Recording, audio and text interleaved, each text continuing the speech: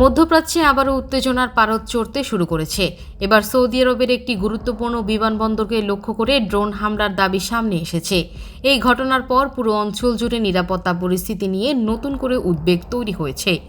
যদিও এখনও পর্যন্ত হামলার দাবি স্বাধীন নিশ্চিতকরণ পাওয়া যায়নি, তবুও ঘটনাটি আন্তর্জাতিক মহলে নজর কেড়েছে। ইয়েমেনের একটি বিদ্রোহী গোষ্ঠী আনুষ্ঠানিক বিবৃতিতে দাবি করেছে তারা সৌদি আরবের দক্ষিণাঞ্চলে অবস্থিত নাজরান বিমানবন্দরের একটি গুরুত্বপূর্ণ স্থাপনাকে লক্ষ্য করে ড্রোন হামলা চালিয়েছে। গোষ্ঠীটির সামরিক মুখপাত্র ইয়াহিয়া সারি বলেন, এই অভিযান অত্যন্ত নিখুঁতভাবে পরিচালিত হয়েছে এবং লক্ষ্যবস্তুতে সফলভাবে আঘাত হানা হয়েছে। তবে এখানেই রয়েছে সবচেয়ে গুরুত্বপূর্ণ বিষয়। এখন পর্যন্ত সৌদি আরবের পক্ষ থেকে এই হামলার বিষয়ে কোনো আনুষ্ঠানিক নিশ্চিত তথ্য প্রকাশ করা হয়নি।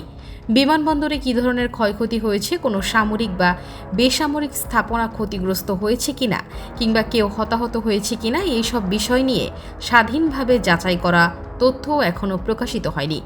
বিদ্রোহী গোষ্ঠীটির দাবি, ইয়েমেনের আকাশসীমায় সাম্প্রতিক সময়ে সৌদি সামরিক তৎপরতার জবাব হিসেবেই এই ড্রোন অভিযান চালানো হয়েছে।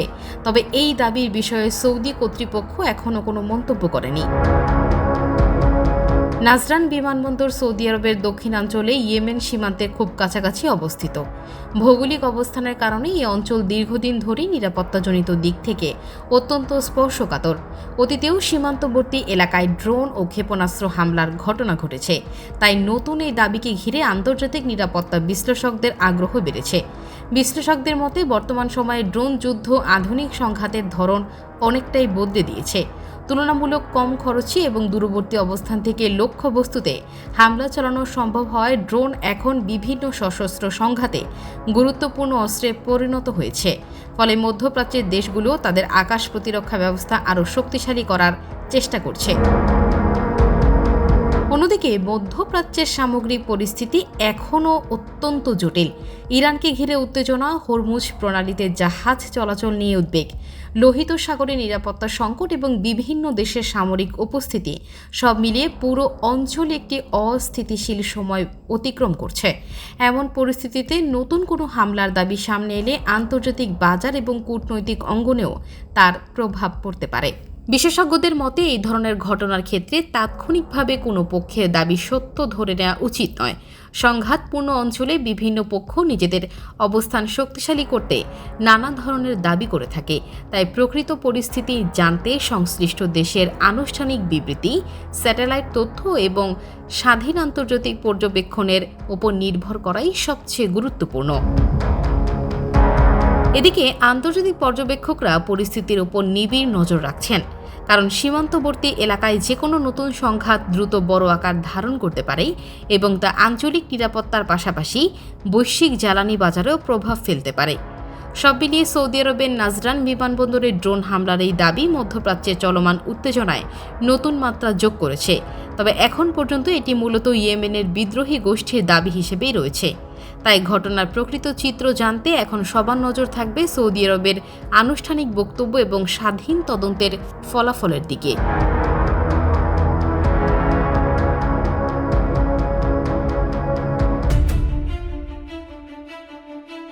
মধ্যপ্রাচ্যে যুদ্ধের আগুন জ্বলছে। একদিকে যুক্তরাষ্ট্র ও ইরানের সংঘাত, অন্যদিকে জ্বালানি বাজারে অস্থিরতা।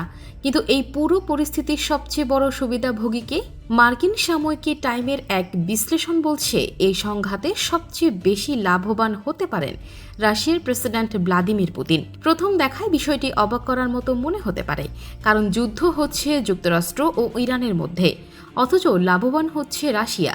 কিন্তু আন্তর্জাতিক রাজনীতিতে অনেক সময় যুদ্ধক্ষেত্রের বাইরে বসে সবচেয়ে বড় কৌশলগত সুবিধা নেওয়া সম্ভব হয়। টাইমের বিশ্লেষণে ঠিক সেই বিষয়টি তুলে ধরা হয়েছে। প্রথম কারণ হলো তেলের দাম। মধ্যপ্রাচ্যে উত্তেজনা বাড়লেই বিশ্ববাজারে তেলের সরবরাহ নিয়ে উদ্বেগ তৈরি হয়। বিশেষ করে হরমুজ প্রণালীকে ঘিরে কোনো সংকট দেখা দিলে আন্তর্জাতিক বাজারে অপরিশোধিত তেলের দাম দ্রুত বেড়ে যায়। আর বিশ্বের অন্যতম বৃহৎ তেল রপ্তানিকারক দেশ হওয়ায় রাশিয়া এই মূল্য বৃদ্ধি থেকে অতিরিক্ত আয় করতে পারে। দ্বিতীয় বড় কারণ ইউক্রেন যুদ্ধ। গত কয়েক বছর ধরে পশ্চিমা বিশ্বের প্রধান মনোযোগ ছিল ইউক্রেনে, কিন্তু ইরানকে ঘিরে নতুন সংঘাত শুরু হবার পর যুক্তরাষ্ট্র ও তার মিত্রদের কূটনৈতিক ও সামরিক মনোযোগের একটি বড় অংশ মধ্যপ্রাচ্যের দিকে সরে গেছে। বিশ্লেষকদের মতে এতে ইউক্রেন ইস্যু আন্তর্জাতিক আলোচনায় তুলনামূলকভাবে কিছুটা পেছনে চলে যেতে পারে, যা রাশিয়ার জন্য কৌশলগত সুবিধা তৈরি করে। টাইম আরও বলছে, যুক্তরাষ্ট্র যদি মধ্যপ্রাচ্যে দীর্ঘ সময় ধরে সামরিক ও রাজনৈতিকভাবে ব্যস্ত থাকে, তাহলে একই সঙ্গে একাধিক সংকট মোকাবিলা করা ও মিত্রদের সহায়তা অব্যাহত রাখা আরও কঠিন হয়ে উঠতে পারে। এই পরিস্থিতিতে মস্কো নিজেদের স্বার্থ আরও শক্তভাবে প্রতিষ্ঠার সুযোগ পেতে পারে। অর্থনৈতিক দিক থেকেও বিষয়টি গুরুত্বপূর্ণ। তেলের উচ্চ মূল্য রাশিয়ার রাষ্ট্রীয় আয় বাড়াতে সহায়তা করতে পারে। পশ্চিমা নিষেধাজ্ঞা সত্ত্বেও রাশিয়ার অর্থনীতিতে জ্বালানি রপ্তানি এখনও বড় ভূমিকা রাখে। ফলে বাজারে মূল্য বৃদ্ধি হলে সেই আয়ের একটি বড় অংশ সরাসরি রাশিয়ার কোষাগারে যোগ হতে পারে। এছাড়া বৈশ্বিক অস্থিরতা বাড়লে অনেক দেশ নিজেদের জ্বালানি নিরাপত্তা নিশ্চিত করতে নতুন সরবরাহের পথ খোঁজে। এমন পরিস্থিতিতেও রাশিয়া বিভিন্ন বাজারে নতুন সুযোগ তৈরি করার চেষ্টা করতে পারে। তবে বিষয়টির আরও একটি দিক রয়েছে। দীর্ঘমেয়াদে মধ্যপ্রাচ্যের বড় যুদ্ধ বিশ্ব অর্থনীতিকে অস্থিতিশীল করে তুলতে পারে, যা রাশিয়ার জন্য ঝুঁকি তৈরি করতে পারে। একই সঙ্গে যদি সংঘাত আরও বিস্তৃত হয়, তাহলে আন্তর্জাতিক কূটনীতির নতুন সমীকরণও তৈরি হতে পারে। তাই সব দিক থেকেই রাশিয়া নিশ্চিতভাবেই লাভবান হবে এমন সিদ্ধান্তে পৌঁছানো এখনই সম্ভব নয়। সবচেয়ে গুরুত্বপূর্ণ বিষয় হলো, এটি টাইম ম্যাগাজিনে প্রকাশিত একটি বিশ্লেষণধর্মী মতামত, কোনো সরকারি মূল্যায়ন বা নিশ্চিত গোয়েন্দা তথ্য নয়।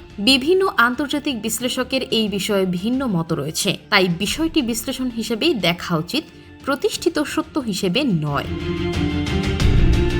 সব মিলিয়ে প্রশ্ন একটাই, যুক্তরাষ্ট্র ও ইরানের সংঘাত কি শুধু মধ্যপ্রাচ্যের যুদ্ধ, নাকি এর প্রকৃত বিজয়ী হতে পারে হাজার কিলোমিটার দূরে বসে থাকা আরও একটি শক্তিধর দেশ? এই প্রশ্নের উত্তর নির্ভর করবে যুদ্ধ কতটা দীর্ঘ হয় এবং বিশ্ব রাজনীতির পরবর্তী পদক্ষেপ কোন দিকে মোড় নেয় তার উপর। বিশ্ব অর্থনীতিতে কি শুরু হতে যাচ্ছে এক নতুন অধ্যায়?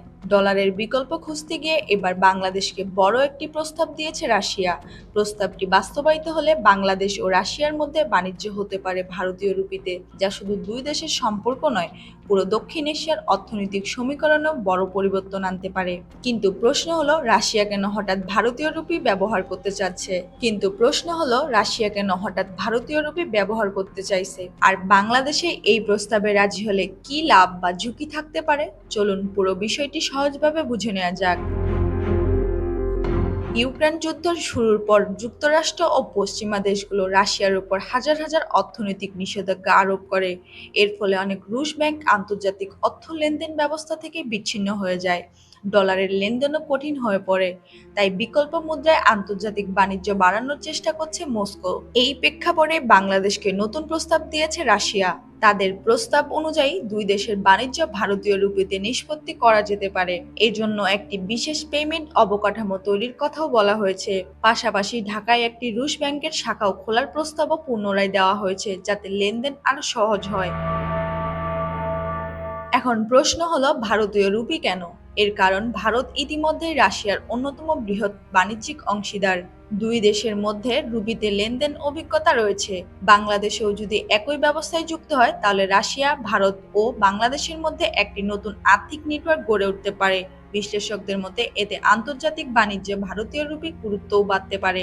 বাংলাদেশের ক্ষেত্রেও এই আলোচনা নতুন নয়। রূপপুর পারমাণবিক বিদ্যুৎ কেন্দ্র সহ বিভিন্ন প্রকল্পে রাশিয়ার বড় বিনিয়োগ রয়েছে। কিন্তু নিষেধাজ্ঞার কারণে অর্থ পরিশোধের নানা জটিলতা তৈরি হয়েছে। নতুন পেমেন্ট ব্যবস্থার একটি উদ্দেশ্য হলো আর্থিক বাধা কিছুটা কমানো। তবে এখানেই রয়েছে গুরুত্বপূর্ণ প্রশ্ন। বাংলাদেশ কি এই প্রস্তাব গ্রহণ করবে? এখন পর্যন্ত বাংলাদেশের আনুষ্ঠানিকভাবে কোনো সিদ্ধান্ত জানায়নি। অর্থনৈতিক সম্পর্ক বিভাগের কর্মকর্তারা জানিয়েছেন, বিষয়টি নিয়ে আলোচনা চলছে এবং আগামী যৌথ কমিশনের বৈঠকে এটি আরও বিস্তারিতভাবে আলোচিত হতে পারে।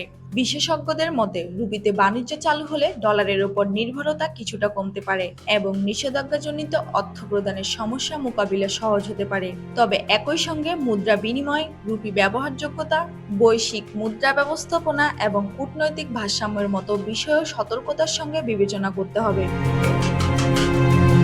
সব মিলিয়ে রাশিয়ার এই প্রস্তাব কেবল একটি বাণিজ্যিক বিষয় নয়, এটি এমন একটি সময় এসেছে যখন বিশ্বজুড়ে অনেক দেশ ডলারের বাইরে বিকল্প মুদ্রায় লেনদেনের পথ খুঁজছে। এখন নজর থাকবে ঢাকার সিদ্ধান্তের দিকে। বাংলাদেশ যদি এই প্রস্তাবে এগিয়ে যায়, তাহলে দক্ষিণ এশিয়ার অর্থনৈতিক ও ভূরাজনৈতিক বাস্তবতায় একটি নতুন অধ্যায়ের সূচনা হতে পারে। আর যদি না যায়, তাহলে বর্তমান অবস্থায় বহাল থাকবে।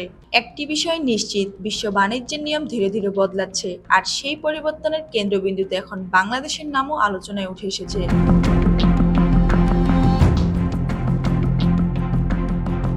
লোহিত সাগরের উত্তাল জলরাশি, চারিদিকে শুধু নীল সমুদ্র আর দিগন্ত জোড়া নীরবতা। ঠিক এমন সময় হঠাৎই ঘটে যায় এক ভয়াবহ ঘটনা। মুহূর্তের মধ্যে প্রচণ্ড বিস্ফোরণে কেঁপে ওঠে একটি ভারতীয় কার্গো জাহাজ। কয়েক মিনিটের মধ্যেই জাহাজটি ডুবে যেতে শুরু করে সাগরের গভীরে। প্রাণ বাঁচাতে তখন শুরু হয় সময়ের সঙ্গে এক মরিয়া লড়াই। ভারতের এই কার্গো জাহাজটির নাম ফায়েজ নূরে ওলিয়া। প্রতিদিনের মতো এটি বাণিজ্যিক যাত্রায় ছিল, কিন্তু ইয়েমেন উপকূলের কাছাকাছি পৌঁছানোর পরই পরিস্থিতি নাটকীয়ভাবে বদলে যায়। প্রাথমিক তথ্য অনুযায়ী একটি বিস্ফোরকবাহী ছোট নৌযান বা অজ্ঞাত জলযানের আঘাতে জাহাজটি গুরুতরভাবেই ক্ষতিগ্রস্ত হয়। বিস্ফোরণের পর অল্প সময়ের মধ্যেই জাহাজে পানি ঢুকতে শুরু করে এবং সেটি ভারসাম্য হারিয়ে ডুবে যায়। ঘটনার পরপরই আন্তর্জাতিক নৌ চলাচল পর্যবেক্ষণকারী সংস্থাগুলো সতর্কতা জারি করে, কারণ সাম্প্রতিক মাসগুলোতে লোহিত সাগরে বাণিজ্যিক জাহাজের ওপর হামলার ঝুঁকি উল্লেখযোগ্যভাবে বেড়েছে। বিশ্বের অন্যতম গুরুত্বপূর্ণ এই সমুদ্রপথ দিয়ে প্রতিদিন বিপুল পরিমাণ জ্বালানি ও আন্তর্জাতিক পণ্য পরিবহন হয়। ফলে এমন একটি হামলা শুধু একটি দেশের জন্য নয়, বৈশ্বিক বাণিজ্যের জন্য উদ্বেগের বিষয় হয়ে দাঁড়ায়। তবে এই দুর্ঘটনার মধ্যেও সবচেয়ে স্বস্তির খবর আসে উদ্ধার অভিযান থেকে। জাহাজে থাকা মোট 14 জন নাবিককে জীবিত উদ্ধার করা হয়েছে। তাদের মধ্যে ছিলেন 13 জন ভারতীয় নাগরিক। ইয়েমেনি কোস্ট গার্ড দ্রুত ঘটনাস্থলে পৌঁছে উদ্ধার অভিযান শুরু করে। প্রতিকূল সমুদ্র পরিস্থিতির মধ্যেও একে একে সবাইকেই নিরাপদে উদ্ধার করা হয় এবং পরে মোখা বন্দরে নিয়ে যাওয়া হয়। প্রাথমিক চিকিৎসা শেষে তাদের শারীরিক অবস্থা স্থিতিশীল বলে জানানো হয়েছে। ভারতের কেন্দ্রীয় শিপিং মন্ত্রী তিনি বলেছেন, নিরস্ত্র একটি বাণিজ্যিক জাহাজের ওপর এমন হামলা অত্যন্ত উদ্বেগজনক। তিনি ভারতীয় নাবিকদের নিরাপত্তাকে সর্বোচ্চ অগ্রাধিকার দেওয়ার নির্দেশ দিয়েছেন। পাশাপাশি ডিরেক্টর জেনারেল অব মেরিটাইম অ্যাডমিনিস্ট্রেশনকে রেড সি অঞ্চলে অবস্থানরত ভারতীয় জাহাজ ও নাবিকদের নিরাপত্তা আরও জোরদারের নির্দেশ দেওয়া হয়েছে। এদিকে এই ঘটনার পর আবারও আলোচনায় এসেছে লোহিত সাগরের নিরাপত্তা সংকট।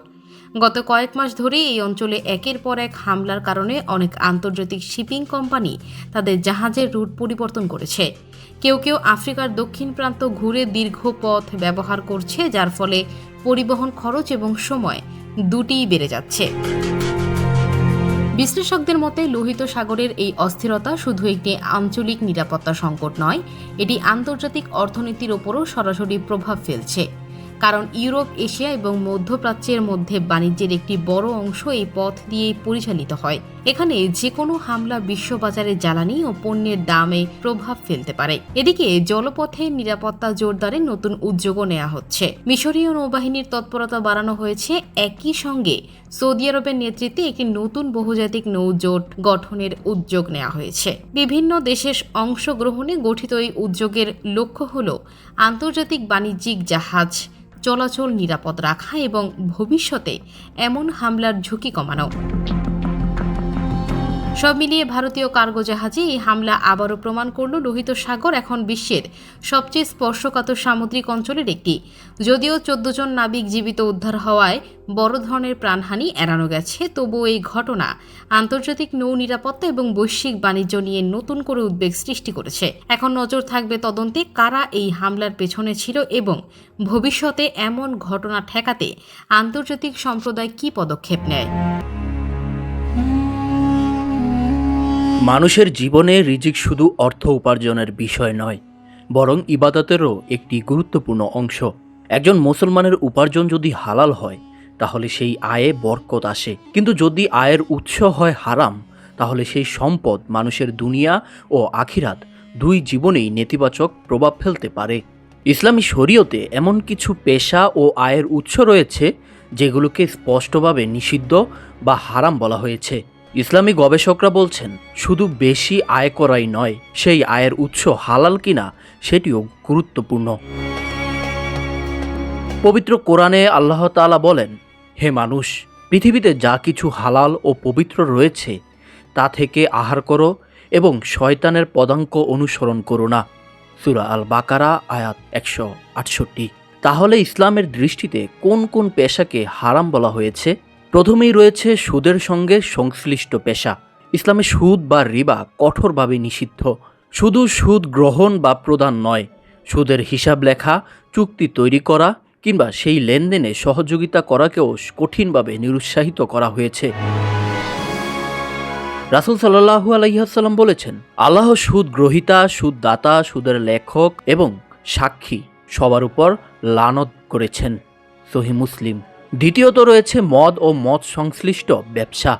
মদ উৎপাদন, বিক্রি, পরিবহন, পরিবেশন কিংবা এই ব্যবসার সঙ্গে যে কোনোভাবে জড়িত থাকা ইসলামী শরীয়তে বৈধ নয়। হাদিসে এসেছে, রাসূল সাল্লাল্লাহু আলাইহি ওয়াসাল্লাম মাদকে কেন্দ্র করে জড়িত একাধিক শ্রেণীর মানুষের উপর লানত করেছেন। অর্থাৎ শুধু পানকারী নয়, পুরো ব্যবসায়িক চক্রকেই নিষিদ্ধ করা হয়েছে। তৃতীয়ত, পতিতাবৃত্তি ও অশ্লীলতার মাধ্যমে আয়। ইসলাম মানুষের মর্যাদা, লজ্জাশীলতা এবং পারিবারিক মূল্যবোধ রক্ষার উপর গুরুত্ব দেয়। তাই দেহ ব্যবসা, অশ্লীল কন্টেন্ট তৈরি বা ছড়িয়ে অর্থ উপার্জনকে হারাম বলা হয়েছে। চতুর্থত, মূর্তি বা উপাসনার উদ্দেশ্যে প্রতিমা নির্মাণ। বিভিন্ন হাদিসে এসেছে, জীবন্ত প্রাণীর মূর্তি তৈরির বিষয়ে সতর্কতা এসেছে, বিশেষ করে যেসব মূর্তি পূজা বা উপাসনার কাজে ব্যবহৃত হয়।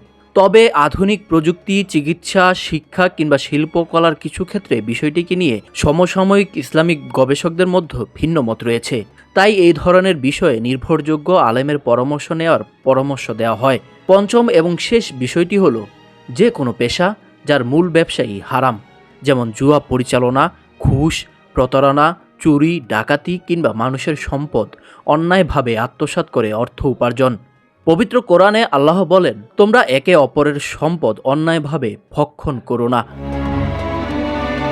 ইসলামী বিশেষজ্ঞরা বলছেন, আজকের যুগে অনেক নতুন পেশা ও প্রযুক্তি নির্ভর কাজ সৃষ্টি হয়েছে।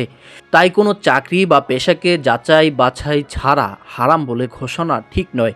কারণ অনেক ক্ষেত্রে কাজের ধরন, উদ্দেশ্য এবং বাস্তব দায়িত্বের উপর ইসলামী বিধান নির্ভর করে। একই সঙ্গে তারা মনে করিয়ে দিচ্ছেন, হালাল রিজিক শুধু দুনিয়ার সফলতা নয়, বরং আখিরাতের সফলতার সঙ্গেও জড়িত। রাসূল সাল্লাল্লাহু আলাইহি ওয়াসাল্লাম বলেছেন, নিশ্চয়ই আল্লাহ পবিত্র, আর তিনি পবিত্র জিনিসই গ্রহণ করেন। সহিহ মুসলিম। তাই ইসলামী শিক্ষায় জোর দেওয়া হয়েছে, উপার্জন কম হলেও যদি হালাল হয় তবে তাতেই রয়েছে প্রকৃত বরকত। আর হারাম পথে অর্জিত বিপুল সম্পদ বাহ্যিকভাবে আকর্ষণীয় মনে হলেও তা মানুষের জীবনে অশান্তি ও আল্লাহর অসন্তুষ্টির কারণ হতে পারে।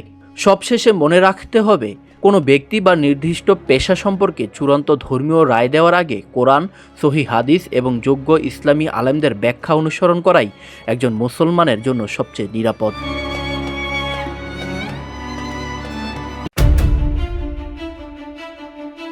বিশ্বকাপ ফাইনাল শেষ হয়েছে, ট্রফি উঠেছে স্পেনের হাতে, কিন্তু মাঠের লড়াই শেষ হওয়ার পর শুরু হয়েছে আরেক লড়াই, এবার ফিফার আদালতে।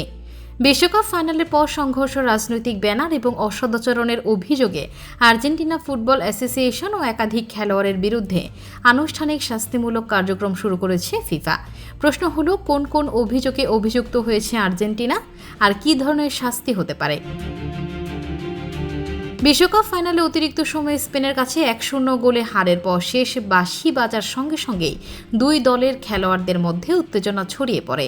মাঠে ধাক্কাধাক্কি, হাতাহাতি এবং বাগবিতণ্ডার ঘটনাও ঘটে। ভিডিও ফুটেজে দেখা যায় আর্জেন্টিনার কয়েকজন খেলোয়াড় স্পেনের ফুটবলারদের সঙ্গে সংঘর্ষে জড়িয়ে পড়েছেন। এরপরই ফিফা তদন্ত শুরু করে। ফিফার অভিযোগ অনুযায়ী আর্জেন্টিনার মিডফিল্ডার লিয়ান্দ্রো পারেদেসের বিরুদ্ধে একাধিক হামলার অভিযোগ আনা হয়েছে। ডিফেন্ডার নাহুয়েল মোলিনাও শাস্তিমূলক তদন্তের মুখে রয়েছেন। এছাড়াও কোচিং স্টাফদের সদস্যদের বিরুদ্ধেও অভিযোগ রয়েছে। অন্যদিকে স্পেনের মিডফিল্ডার গাভির বিরুদ্ধেও অসৌজন্যমূলক আচরণের তদন্ত চলছে। তবে বিষয়টি শুধু ফাইনালের সংঘর্ষে সীমাবদ্ধ নয়। বিশ্বকাপ সেমিফাইনালে ইংল্যান্ডকে হারানোর পর আর্জেন্টিনার খেলোয়াড়েরা লাস মালভিনাস সান আর্জেন্টিনাস লেখা একটি ব্যানার প্রদর্শন করেন। লাস মালভিনাস বলতে আর্জেন্টিনা যে ফকল্যান্ড দ্বীপপুঞ্জকে নিজেদের অংশ বলে দাবি করে সেটিকেই বোঝায়। ফিফার নিয়ম অনুযায়ী আন্তর্জাতিক ক্রীড়া আসরে রাজনৈতিক বার্তা প্রদর্শন নিষিদ্ধ, যে কারণেও আর্জেন্টিনা ফুটবল অ্যাসোসিয়েশনের বিরুদ্ধে পৃথক অভিযোগ আনা হয়েছে। এছাড়াও দর্শকদের আচরণ, নিরাপত্তা ব্যবস্থার ঘাটতি এবং বৈষম্যমূলক স্লোগানের অভিযোগও তদন্তের আওতায় এসেছে। সব মিলিয়ে আর্জেন্টিনার বিরুদ্ধে একাধিক শৃঙ্খলা ভঙ্গের অভিযোগ এখন ফিফার ডিসিপ্লিনারি কমিটির বিবেচনায় রয়েছে। এখন প্রশ্ন, শাস্তি কি হতে পারে? ফিফার শৃঙ্খলা বিধি অনুযায়ী অভিযোগ প্রমাণিত হলে খেলোয়াড়দের এক বা একাধিক আন্তর্জাতিক ম্যাচে নিষিদ্ধ করা হতে পারে। গুরুতর হামলার অভিযোগে আরও দীর্ঘ নিষেধাজ্ঞাও আসতে পারে। পাশাপাশি আর্জেন্টিনার ফুটবল অ্যাসোসিয়েশনকে বড় অঙ্কের জরিমানা, ভবিষ্যৎ ম্যাচে দর্শক সীমাবদ্ধতা কিংবা অন্যান্য প্রশাসনিক শাস্তির মুখেও পড়তে হতে পারে। তবে এখনও কোনো চূড়ান্ত সিদ্ধান্ত ঘোষণা করা হয়নি। অভিযুক্ত সবাইকে নিজেদের বক্তব্য আত্মপক্ষ সমর্থনের সুযোগ দেওয়া হবে। এরপরই ফিফা চূড়ান্ত রায় দেবে। এই ঘটনা শুধু একটি ম্যাচ পরবর্তী উত্তেজনার বিষয় নয়, বরং এটি মনে করিয়ে দিচ্ছে আধুনিক ফুটবলে মাঠের পারফরমেন্সের পাশাপাশি খেলোয়াড়দের আচরণও সমান গুরুত্ব পায়। বিশ্বকাপের মতো সবচেয়ে বড় আসরে ছোট্ট একটি ঘটনাও বড় শাস্তির কারণ হয়ে উঠতে পারে। এখন ফুটবল বিশ্বের নজর ফিফার ডিসিপ্লিনারি কমিটির দিকে। সত্যি কি আর্জেন্টিনার একাধিক তারকা নিষেধাজ্ঞার মুখে পড়বেন, নাকি ব্যাখ্যা গ্রহণ করে তুলনামূলক হালকা শাস্তিতেই শেষ হবে পুরো বিতর্ক? চূড়ান্ত সিদ্ধান্ত না আসা পর্যন্ত সেই প্রশ্নের উত্তর অপেক্ষাতেই থাকছে।